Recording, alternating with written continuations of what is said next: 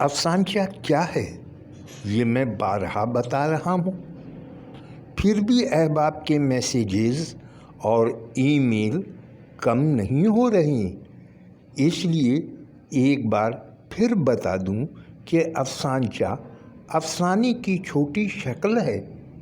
اس میں کہانیت کا ہونا ضروری ہے۔ جو لوگ بغیر کہانی کے چند سطر لکھتے ہیں وہ انشائیہ یا اس قبیل کا کچھ تو ہو سکتا ہے مگر افسانچہ نہیں۔ تو آئیے کچھ نئے افسانچے سنتے ہیں۔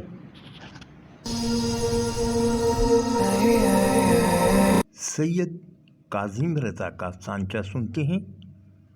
عنوان ہے خدا پرست۔ السلام علیکم۔ وعلیکم السلام۔ کیسے مزاج ہیں؟ اللہ کا کرم ہے۔ بابو صاحب اپنی سنائیے، یہ کیا ہو رہا ہے؟ صبح ہی صبح حاجی صاحب یہ کیا ہے؟ کیا پسی ہوئی مرچوں میں گیرو ملا رہے ہیں آپ؟ ہی کیا کریں بابو صاحب، اتنی بڑی دکان ہے، آخر 2 پیسے کمانے کے لیے ہی دکان کھولی ہے۔ دھندا خراب ہو گیا ہے کہ سیدھے سادھے کاروبار میں تو 2 پیسے کمانا بھی مشکل ہو گیا ہے۔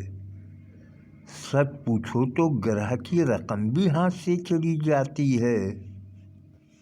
سچ فرمایا حاجی صاحب، زمانہ لگا ہے اور ایسے کام کرنے والوں کے لیے تو کچھ زیادہ ہی خراب ہے۔ سنا ہے ملاوٹ کرنے والوں کی گرفتاریاں ہو رہی ہیں اور ان کو بڑی بڑی سزائیں اور جرمانے ہو رہے ہیں۔ سنا تو ہم نے بھی ہے مگر اللہ مالک ہے جی، ہم نے بھی انتظام کر لیا ہے۔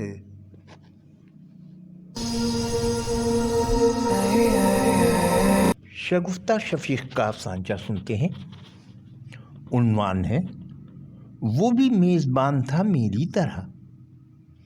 منور کا دوست ایک بڑی NGO کا سرگرم رکن تھا۔ منور جب بھی اس سے ملتا خوش ہو جاتا کہ اس NGO میں کچھ نہ کچھ غریبوں کی بھی مدد کی جاتی ہے، اور بے اختیار اس کا بھی دل چاہتا کہ کوئی ایسا ہی کام وہ بھی کرے۔ تو اس بار وہ لنڈے سے کئی بورے بھر کے سردی میں پہننے والے کوٹ، سویٹرز اور جیکٹ لے آیا تھا جن کو وہ مستحقین کو دے کے دلی مسرت محسوس کر رہا تھا۔ آج صبح دروازے پر دستک ہوئی اور ایک 7-8 سال کے کچرا چننے والے بچے نے اندر جھانک کے پوچھا کہ صاحب سنا ہے کہ آپ فری میں گرم کوٹ لوگوں کو دے رہے ہو؟ میں نے کہا ہاں ٹھیک سنا ہے۔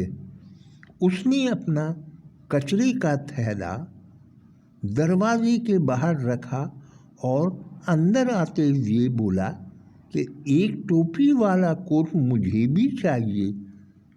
میں نے ایک جیکٹ اس کو نکال کر دے دی۔ اس نے خوش ہو کے پہن لی اور کہا کہ ایک ذرا اس سے چھوٹا کوٹ میرے بھائی کے لیے بھی دے دیں۔ وہ بھی دے دیا۔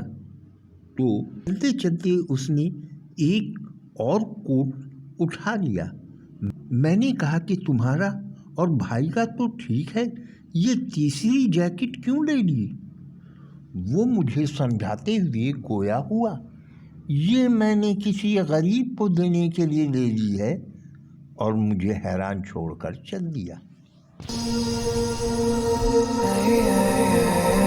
جرمنی میں مقیم افسانہ نگار عشرت معین سیما کا افسانچہ سنتے ہیں۔ عنوان ہے آزادی۔ میں ایک انسانی حقوق کی پاسداری و احترام کرنے والا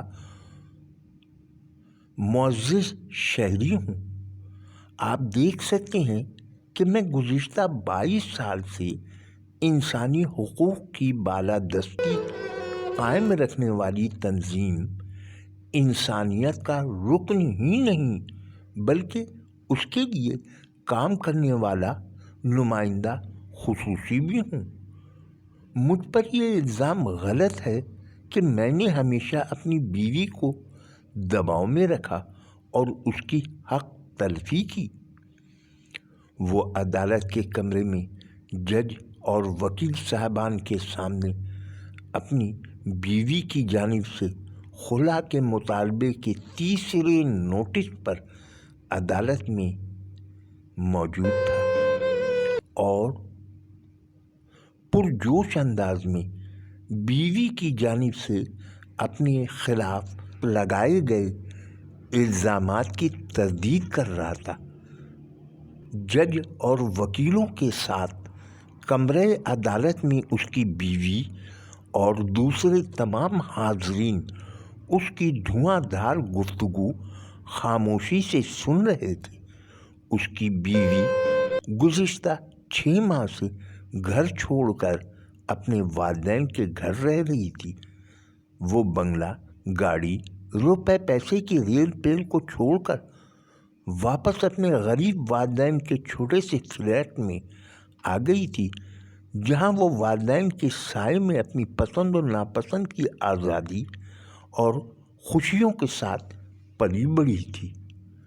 جج نے مدعی علیہ کو مخاطب کرتے ہوئے کہا، آپ نے اپنے شوہر سے علیحدہ رہنے کی کوئی ٹھوس وجہ نہیں بتائی۔ کیا آپ اپنی درخواست کے بیان میں کچھ اضافہ کرنا چاہتی ہیں؟ وہ اپنے شوہر کی جانب ایک نگاہ ڈالتے ہوئے جج سے مخاطب ہوئی، میں ان کے پاس خوش نہیں ہوں۔ اور ابھی اس کی بیوی کا بیان جاری تھا کہ وہ ہذیانی انداز میں اپنی بیوی پر چیخ پڑا، میں بھی تیرے ساتھ خوش نہیں ہوں، جا دفع ہو جا، میں نے تجھے آزاد کیا، تجھے آزاد کیا۔ جج نے اسے خاموش کرواتے ہوئے خلا کی درخواست پر ایک نگاہ ڈالی اور اس کے منہ سے نکلے لفظ آزاد پر غور کرتے ہوئے اپنے دستخط کر دیے۔ خالد بشیر تلگامی کا افسانچہ بھول سنتے ہیں۔ آنکھ کھلتے ہی ہمسائے سلمان صاحب کے گھر سے ان کی بیوی کی رونے کی آواز سنائی دی۔ میرے ان سے اچھے مراسم تھے۔ جا کر دیکھا تو سلمان صاحب اپنی اہلیہ پر تشدد کر رہے تھے۔ میں نے بڑی مشکل سے ان کی بیوی کو بچایا اور مارنے کی وجہ پوچھی۔ گزشتہ شب ہم شادی کی تقریب میں مدعو تھے، وہاں اس نے میری عزت نیلام کر دی۔ میرے منع کرنے کے باوجود اس نے، کہتے ہوئے وہ رو پڑے۔